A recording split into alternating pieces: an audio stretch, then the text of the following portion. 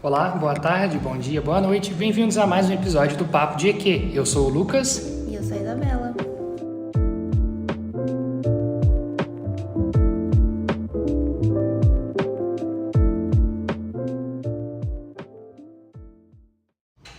Bom, estamos aqui para mais um episódio do Trajetória EQ.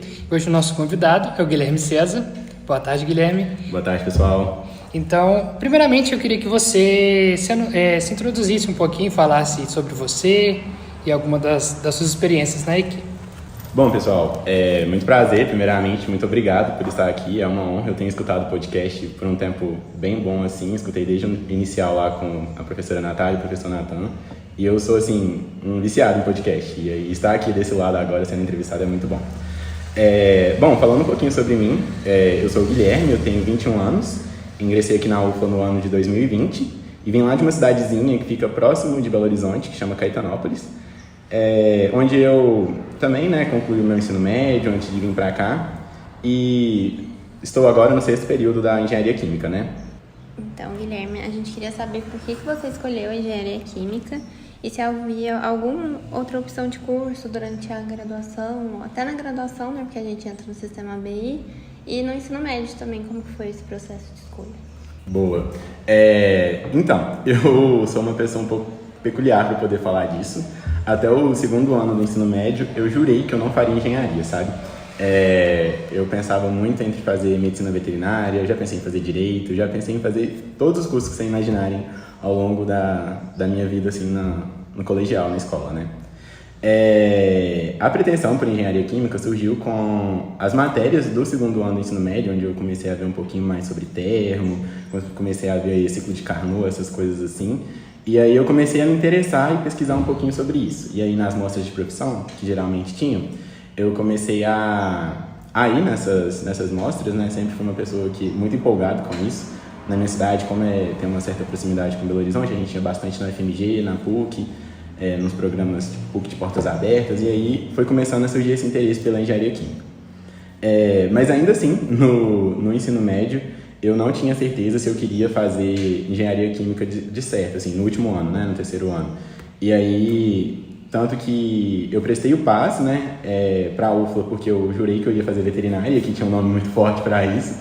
E no ensino médio, a minha mãe sempre tinha falado sobre fazer medicina também. Eu fiz um vestibular para medicina para a PUC, cheguei a passar, mas não fui. E aí eu passei na UFLA pelo PAS, né, pelo seriado que eu havia feito, mas no final do 3º ano, quando eu fiz a minha escolha, eu já escolhi a BI, pensando já na engenharia química, assim, eu nunca pensei em fazer nenhuma outra engenharia, assim como hoje, assim, eu acho que se eu fosse fazer outra, muito que eu iria longe, por exemplo, seria materiais, algo do tipo, mas eu não iria para outras vertentes, assim, da engenharia, não. Sobre escolher a faculdade, assim, a UFLA, por exemplo, foi um match muito grande, sabe? Porque eu sempre tinha pensado em fazer ou UFV, UFLA, FMG, sabe? Eu ficava nesse trio, assim, porque por influência da minha família, minhas primas tinham formado na UFV, a UFLA também tinha um nome muito forte, assim, lá no meu colégio, as pessoas sempre comentavam muito, e o FMG pela proximidade também, claro, pelo nome. Então eu fui pesquisando, vendo a qualidade do curso e escolhi a UFLA, assim, apesar de ter passado no SISU para a Federal do Triângulo Mineiro. E pela distância também acabei vindo parar na UFLA. Então, assim, acaba que a engenharia química meio que me escolheu, porque no 3º ano eu ainda estava bastante indeciso entre fazer veterinária, medicina ou fazer engenharia química. E aí eu falei com a minha mãe, vou para a faculdade, eu sei que eu vou ver muita matemática, muita física, e pode ser que isso suba a minha nota do Enem. Faço o Enem de novo no 3º ano, e aí, no ano da faculdade, no 1º ano da faculdade, e aí eu já vejo se eu me adaptar ou não. E acaba que nesse 1º ano já veio a pandemia, né? Então, Gui, um pouquinho trazendo para mais a faculdade mesmo, eu queria que você contasse, né, um pouco das suas experiências no curso de Engenharia Química até agora. Você tem passado núcleo de extensão, empresa júnior ou iniciação científica, ou outra entidade, né, de extensão. Beleza. Então, essa parte é boa de falar também, porque eu passei pelas 3 opções aí que você citou. Eu sempre fui uma pessoa muito empolgada, assim, com essa parte extracurricular, e até, assim, professores, se estiverem escutando isso, desculpa, gente. É a parte que eu mais gosto da faculdade, é o que eu mais tenho prazer de fazer, é o extracurricular, assim, que me faz ter mais engajamento mesmo. E aí, logo que eu entrei na faculdade, no meu primeiro semestre de 2020, eu entrei no Núcleo de Estudos em Petróleo e Energia, na Petro, onde eu fiquei mais ou menos 1 ano e meio.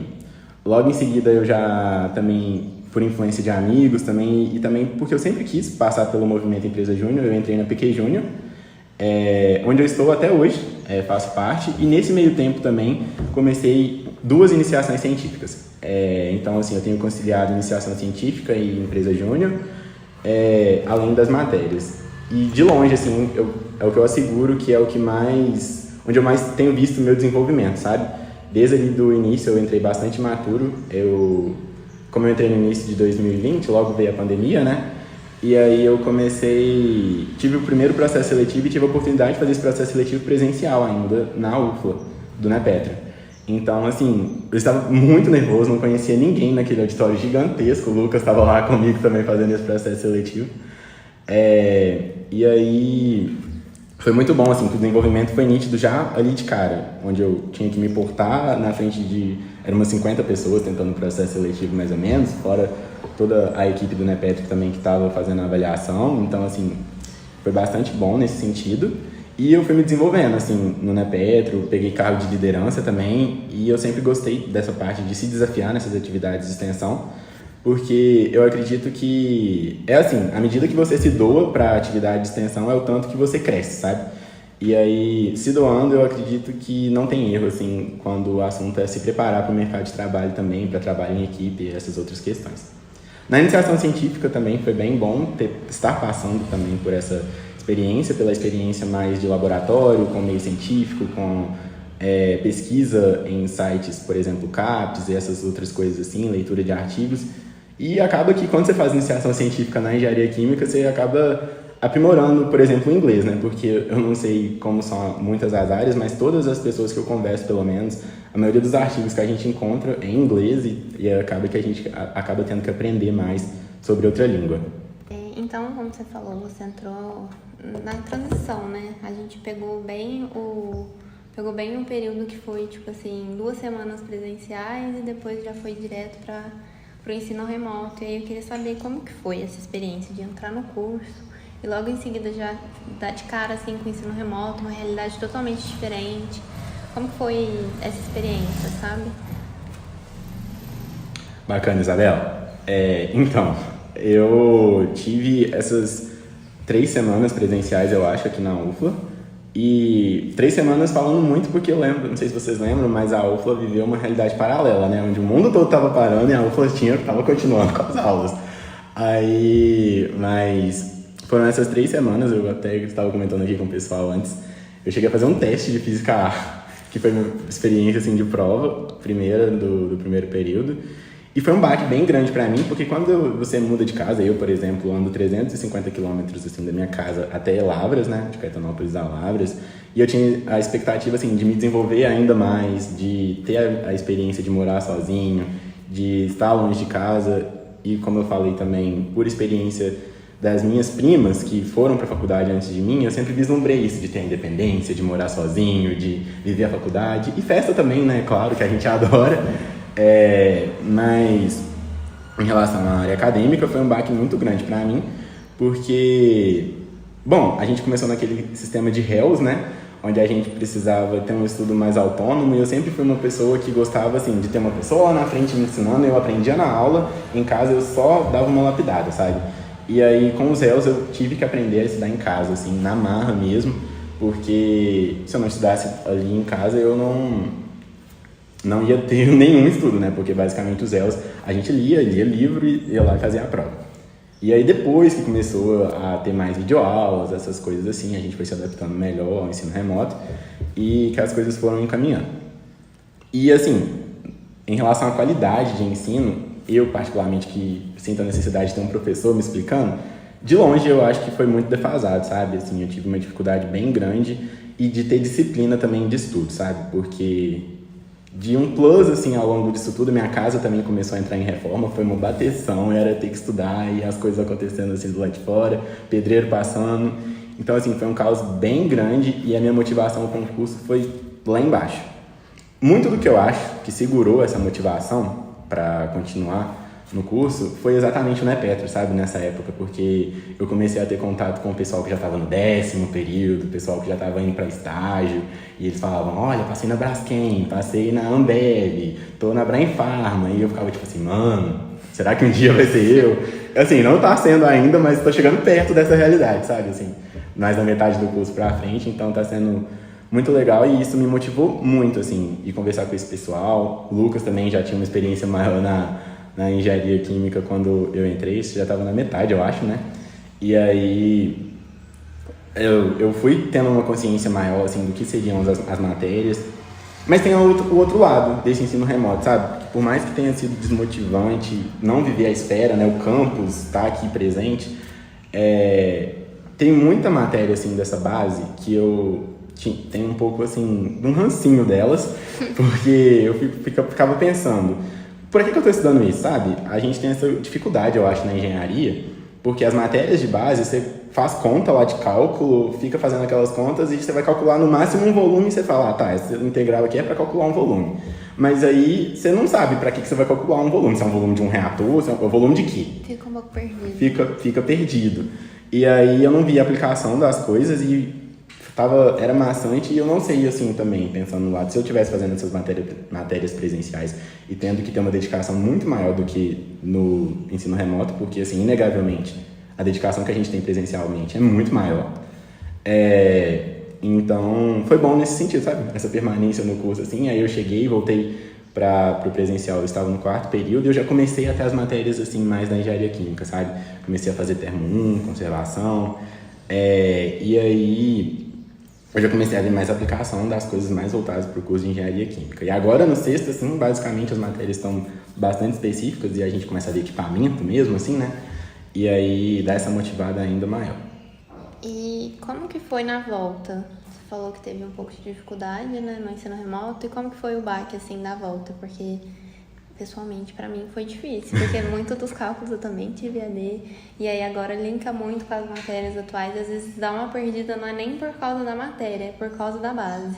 Que às vezes falta um cálculo que às vezes a gente não fixou tão bem por causa do AD. Como que foi a volta, assim, pra você, do remoto para o presencial? O que você sentiu diferente, até por não ter vivido tanto da experiência?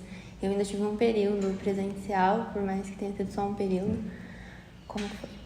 Bom, inegavelmente, assim, foi um baque, né? Foi bem grande. As primeiras provas, nossa senhora, que tristeza. Foram umas notas muito baixas, assim.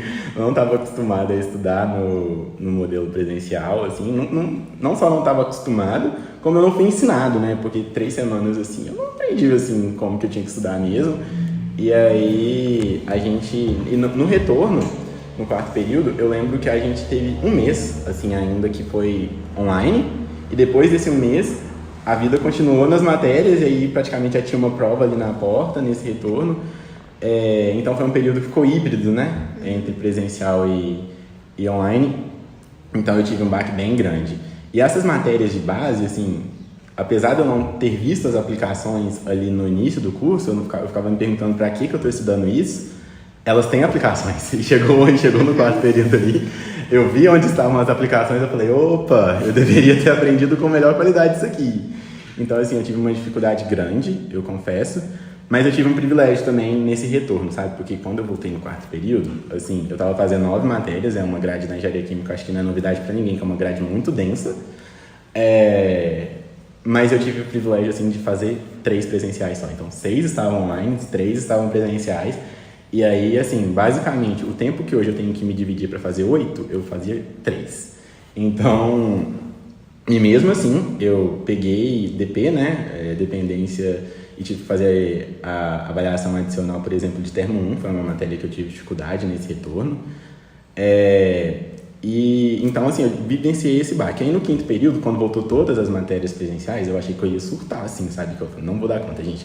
Tô fazendo 2 matérias a menos, tava fazendo 7, mas todas elas dependiam de alguma coisa. Uma expansão em série de Taylor aqui para deduzir uma coisa de fenômenos de transporte.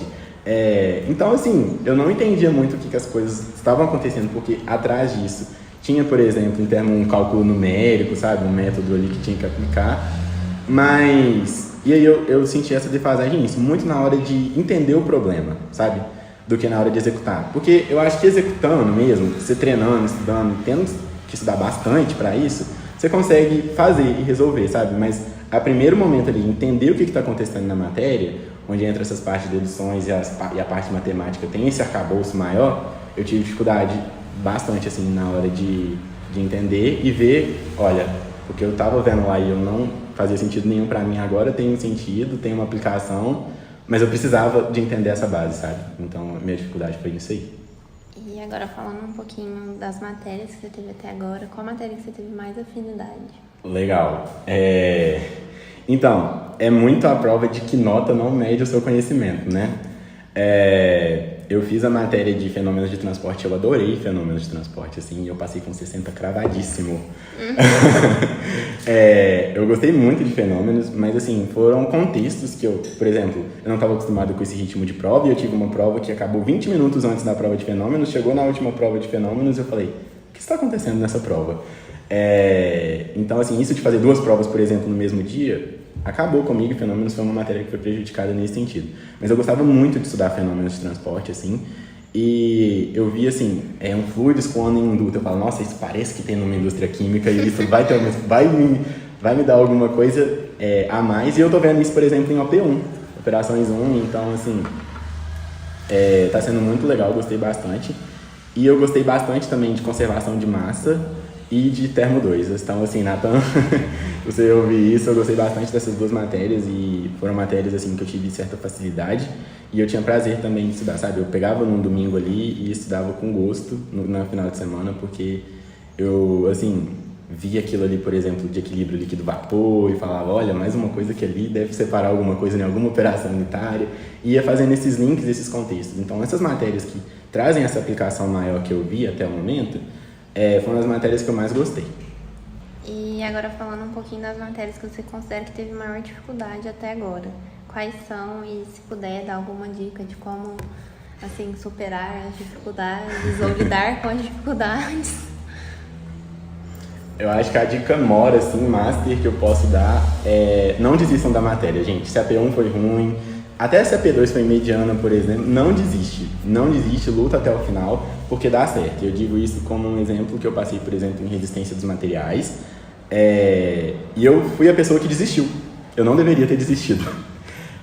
Obviamente eu reprovei na matéria, foi minha primeira reprovação, espero que a única, porque chegou na P2, eu desisti da matéria e quando eu fui para adicional, foi uma semana intensa, assim, de estudo, que eu fiquei, assim, imersivo, eu precisava tirar 90 no adicional, eu tirei 80, foi muito bem, mas não foi muito bem que foi suficiente para poder passar, entendeu? Então, eu peguei turma Z, mas se eu não tivesse desistido, se eu tivesse tirado, assim, um pouco a mais na P1, na P2, na P3, na P1 a desistência começou ali, né, no BAC, mas eu digo na P2 e na P3, por exemplo, eu teria conseguido, sabe? Então, eu acho que não desistir é um ponto essencial da matéria, sabe? Porque a P1 geralmente dá um baque na gente bem grande, porque às vezes você volta das férias, você não tá com aquele ritmo de estudo tão grande, e aí você vai mal, e aí se você desiste, já era, você acabou com a matéria. Então, não desistam, continuem e persistam, assim, porque eu acho que é uma dica muito boa. Outra matéria que eu tive dificuldade foi Analítica 2, mas foi, assim, não porque eu acho que seja uma matéria difícil, até porque eu escolhi engenharia química ali no início também, porque eu tinha uma certa afinidade com química e matemática no ensino médio, né? Mas porque a Analítica 1, no 4º período, foi uma das matérias que estava online. E quando eu falei que eu estava dedicando apenas para 3, assim, a Analítica 1 foi uma matéria que ficou prejudicada, então eu não tive essa bagagem. Então, para quem está começando o curso, eu acho que, por exemplo, Química Orgânica 1, Analítica 1, faça com qualidade, porque ela vai fazer falta na 2. Então foram essas matérias, assim, que eu tive uma dificuldade maior. E Termo 1 eu acho que foi mais pelo baque do retorno mesmo, presencial. Foi uma matéria que me exigiu mais, assim, e eu não estava acostumado. Bom, partindo agora para a parte, né, das atividades extracurriculares que você falou um pouquinho, né? Você contou a experiência do Núcleo de Estudos em Petróleo e Energia, né, o NEPetro. Eu estava participando do mesmo processo seletivo, como você comentou, lá em 2020, e eu fiquei muito encantado, né, como que você, no primeiro período, né, teve essa visão mais ampla, né, da faculdade, não sendo somente o que a gente vê nas disciplinas, né? porque é uma experiência própria, eu fui conhecer núcleo de estudo, de fato, no terceiro período da minha faculdade. Então, eu senti falta de ver, né, ter essa visão mais ampla da faculdade. Eu queria ver com você, assim, né, o que te fez escolher participar do núcleo no primeiro período. Quais as experiências que você acha que o núcleo proporcionou para você, que somente um núcleo ou somente uma atividade de extensão poderia proporcionar, e quais características pessoais, profissionais, né, e acadêmicas você acha que foi abarcada, teve, né, maior relevância quando você participou do núcleo, saiu dele e viu que aquilo tinha melhorado 1000 vezes mais, 100 vezes mais? Bacana. Desde quando eu pensei na possibilidade de vir para a UFLA fazer engenharia química, que foi por volta ali de janeiro, né, quando tem aquela questão de SISUPA, que você fica esperando o resultado do PAS, eu comecei a stalkear assim, o perfil da engenharia química, entrei no Instagram, comecei a stalkear, e eu vi que tava tudo que tinha UFLA em engenharia química, assim, eu comecei a dar uma olhada e eu vi o Unepetro ali. E aí eu comecei a dar uma stalkeada, eu vi aquele monte de gente ali, por exemplo, tinha uma foto que eu lembro que o pessoal tinha ido na REGAP, na refinaria Gabriel de Paz, da Petrobras. Eu falei, gente, esse povo vai na REGAP, assim, na faculdade ainda. E aí foi me dando uma motivação de querer entrar. E logo que eu entrei, na minha recepção, aqui no prédio da BI mesmo, tava tendo a divulgação das entidades da engenharia química ali no hall de entrada. E aí o Unepetro me chamou muita atenção pelo carisma das pessoas, assim. Aí eu falei, velho, eu vou tentar isso aí. E aí eu tentei o processo seletivo e foi, assim, a melhor escolha que eu poderia ter feito, até mesmo pela minha própria permanência na graduação até aqui, porque eu acho que foi o que mais me motivou a continuar no ensino remoto, foi isso. E mesmo tendo vivenciado o ensino remoto, eu gostava muito do fato, por exemplo, que a gente tinha uma proximidade maior com os professores, com a Cris e com o Irineu, por exemplo, sabe? Porque eu ficava tendo aquelas matérias iniciais, onde a gente tinha sala de 80 alunos, Física A, Cálculo 1, então, assim... e aí ali eu conseguia ver quem eram os professores da engenharia química, sabe? E isso era muito legal, eu gostava bastante, além do contato com as pessoas que já estavam há mais tempo no curso. E aí, logo que eu entrei, eu fui direcionado para trainee da coordenadoria de gestão de pessoas, eu gostei bastante da área. Eu lembro que o Vinícius estava na época e ele falou, Gui, você pode fazer um Forms pra gente? Eu perguntei, o que é um Forms? Não sabia o que era um Forms. Então, assim, desde essas habilidades de desenvolver habilidades mais técnicas, né, mesmo da parte de lidar com a parte de computador mesmo. No ensino médio, eu vivi um ensino médio muito voltado para pré-vestibular e a gente ficava fazendo prova, não tinha isso, por exemplo, de mexer no PowerPoint, fazer uma apresentação de trabalho. A gente ficava fazendo prova e essas partes de computacionais eu nunca tinha tido, sabe, pra ser bem sincero. Vinha minha mãe trabalhando, mas era isso.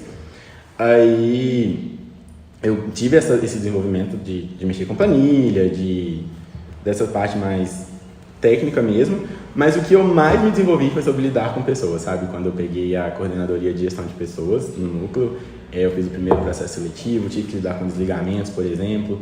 Essa parte, né, da soft skills, que é muito falado hoje, assim, que virou uma moda nos processos seletivos das grandes multinacionais aí, eu fui adquirindo ao longo dessa trajetória, por exemplo, do núcleo, depois na empresa júnior.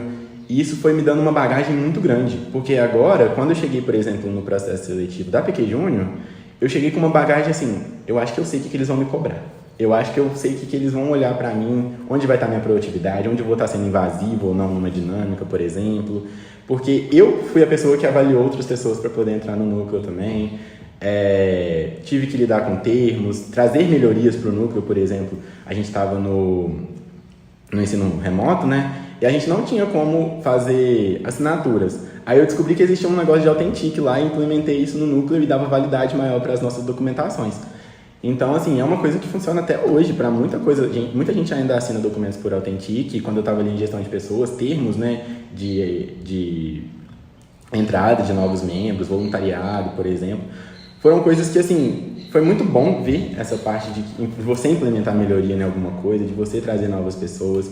E trabalhar em equipe e desenvolver junto é muito bom, assim, porque por mais que eu estava na gestão de pessoas, a gestão de pessoas não era uma coordenadoria que estava sozinha, o núcleo todo ali estava linkado em prol, né, de um objetivo maior, no caso do Unepetro, pesquisas na área de petróleo e energia.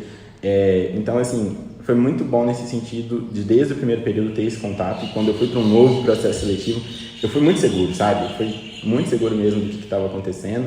E eu espero que quando eu for prestar os meus estágios, processo seletivo para estágio obrigatório, eu esteja ainda mais seguro e consciente do que eu estava fazendo ali, por que a minha ação ali vai ser importante para isso ou para não. Nossa, muito interessante você citar isso, né? Que a gente percebia isso nas reuniões, a gente comentava, né, entre os coordenadores, eu também fui coordenador da coordenadoria científica no NEPetro, e a gente comentava, né, do seu crescimento, como a gente via você do primeiro período e a gente não tinha, né, o contato presencial, mas mesmo no remoto a gente podia ver esse seu desenvolvimento. A gente até comentava, o Guilherme é o futuro presidente do NEPetro. E assim foi até um baque, né, quando você saiu do NEPetro, e é até uma pergunta que eu quero te fazer, né? Quanto que você sentiu, né, que você tinha completado o seu ciclo ali no NEPetro, que era uma necessidade nova participar de uma outra atividade, né, que no caso era a empresa júnior, né, a PQ.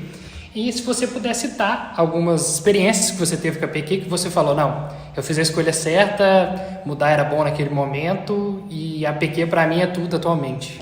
Bacana. Então, veio por dois motivos, assim, eu estava sobrecarregado, porque eu estava fazendo acho que 8, 9 matérias, tinha começado uma iniciação científica e tinha feito o trainee. O trainee da PQ, eu lembro que eu fiz, a gente estava no período de férias. Então, assim, aquele momento estava tranquilo, porque eu não estava tendo que preocupar com nenhuma matéria. E apesar de não ter a mesma qualidade do ensino presencial e não demandar o mesmo tempo, os réus me tomavam tempo, assim, inegavelmente também, porque eu estava ali na faculdade e tinha que fazer esses réus também. Então, eu estava com 3 atividades de extensão, mais as matérias, e eu falei, não, tenho que priorizar alguma coisa. Vou continuar no PQ, vou seguir no núcleo. E aí o crivo, né, para minha decisão ali, o que falou bastante alto para mim, foi porque eu percebi que no núcleo chega um momento que as pesquisas voltam, é um ciclo, né? A gente começa a estudar os temas também que costumam retornar, e ele não tem muito essa dinamicidade, né? As coisas costumam começar a ficar monótonas depois de 1 ano e meio, 2 anos de núcleo. Eu, pelo menos, senti isso. E aí, com a experiência que eu tinha tido no trainee da PQ, eu vi que as coisas ali eram muito rápidas e muito dinâmicas, sabe? Tudo mudava o tempo todo. Assim, era um projeto que chegava, era uma venda que saía, e aí eu falei, olha, aí eu acho que eu vou viver muitas experiências num espaço de tempo muito curto. E assim, é isso, empresa júnior é isso, assim, porque um mês numa empresa júnior parece que você viveu, nossa, 1 ano. E muito porque disso, sabe? Às vezes a gente não tem a profundidade que um núcleo tem. Um núcleo ele se aprofunda num tema e ali você tem um conhecimento muito mais aprofundado mesmo.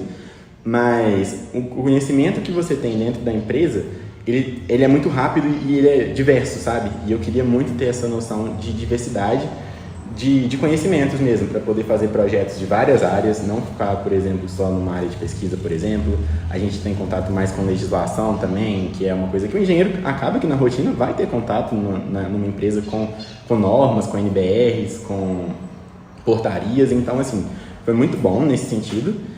E exatamente isso, assim, essa dinamicidade que aí eu já fui me propondo, e aí logo eu quis pegar o cargo, fiquei 6 meses como assessor do setor ambiental, que é mais voltado projetos mais voltados para a área de ambiental, e no organograma da PQ permite que a gente execute projetos de todas as áreas, sabe? Solta um edital do projeto, você pode se candidatar, eu posso fazer um projeto da área industrial, da área de pesquisa, da área ambiental, até mesmo um evento na área de extensão, por exemplo.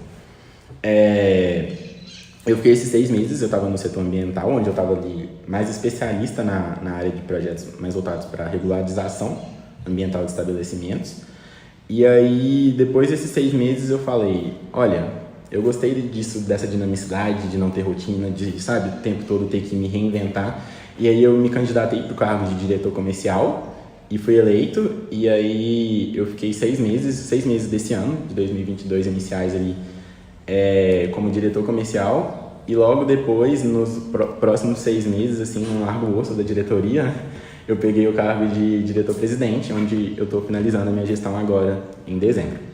E assim, foi muito bom porque eu consegui ver esse lado dinâmico de vendas, de versatilidade, de saber improvisar, por exemplo, e, sabe, buscar projeto e voltar a esse olhar mais para o mercado. E na presidência eu estou tendo mais esse olhar estratégico, sabe? De olhar para longo prazo, de falar, olha, essa ação aqui vai implicar nisso. Sabe? Eu consegui entender o que é uma ação que um presidente, uma corporação pode fazer como um todo mesmo, e que isso vai impactar no cenário de vendas da empresa, por exemplo, sabe? Então, foi muito bom nesse sentido, porque a diversidade de coisas que eu tinha para fazer, agora eu tô contemplando como um olhar de cima, sabe? Como um olhar estratégico e sabendo por que essas ações são feitas de forma tão diversa. Então, para finalizar, eu queria que você desse alguma dica geral para o estudante de engenharia química, estudante de engenharia, e o que o Guilherme passaria para esse aluno que pode estar entrando agora ou pode estar no ensino médio, com vontade de fazer engenharia. O que você dá de dica para essa pessoa? E também você pode finalizar falando um pouquinho das suas redes sociais, se você quiser comentar, falar de você, tudo mais. Nossa, muito blogueiro falando das minhas redes sociais aqui no final. Então, eu acho que muito falei das atividades de extensão aqui, né? Por exemplo, no qual eu participei. Cara, assim, se você tem interesse, vai, sabe? Se joga. Eu acho que o núcleo de estudos é um bom início, assim, pra, por exemplo, depois ir para uma empresa júnior. Eu gostei dessa carreirinha que eu fiz, porque eu senti a minha evolução bem, assim, crescente mesmo. E aí, eu acho que, assim, de primeiro período, se joga. Eu tenho um primo que entrou na BI agora, ele tá indo entre mecânica e civil, eu falei com ele: você quer entender um pouquinho mais do seu curso? Entra em alguma atividade, sabe? Você começa a entender mais do curso, as matérias que para você pode não fazer tanto sentido, você, sabe, pelo menos você vê alguma aplicação de alguma coisa do curso ali na atividade de extensão. Então, eu acho que isso, sabe? Entra mesmo de cabeça. E para pessoas que estão no ensino médio, eu acho que, assim, escolha um curso de qualidade também, se você pode escolher. Vai para uma faculdade que vai te dar uma estrutura muito boa, porque é um diferencial, né, que a gente vê, por exemplo, na UFLA. Porque essa parte de laboratório, ter esse olhar mais crítico mesmo da sua formação desde o início, às vezes a gente vai bem ingênuo, né? Assim, só quero entrar na faculdade. Mas ter esse olhar crítico eu acho que é importante, sim, sabe? Saber a nota do curso no MEC, por exemplo, entender um pouquinho da grade. Pega a grade de uma faculdade, compara com outras, uma faculdade que é referência, por exemplo, compara com aquela que a sua nota está dando, por exemplo. Vê se a grade, pelo menos, dialoga, sabe? Lógico que tem uns pré-requisitos mínimos, né, para ser considerado uma formação em engenharia química, mas dá uma olhada nisso, dá uma olhada nas eletivas, que eu acho que, assim, você consegue direcionar muito melhor o seu curso desde o início, sabe? Para você ir focando na área que você quer seguir e fazer sua carreira. E para poder finalizar, se alguém quiser ter alguma dúvida, quiser conversar um pouquinho mais, meu Instagram é guilherme.lcesar. E aí pode me chamar no direct, que vai ser um prazer também conversar com você e tirar alguma dúvida se você for ter ao longo desse podcast. Então é isso, muito obrigada, Guilherme. Não esqueçam de seguir a gente também nas nossas redes sociais, aqui no podcast e no Instagram, @engenhariaquimicaufla. E é isso, muito obrigada por terem me escutado até aqui. Tchau, tchau, pessoal.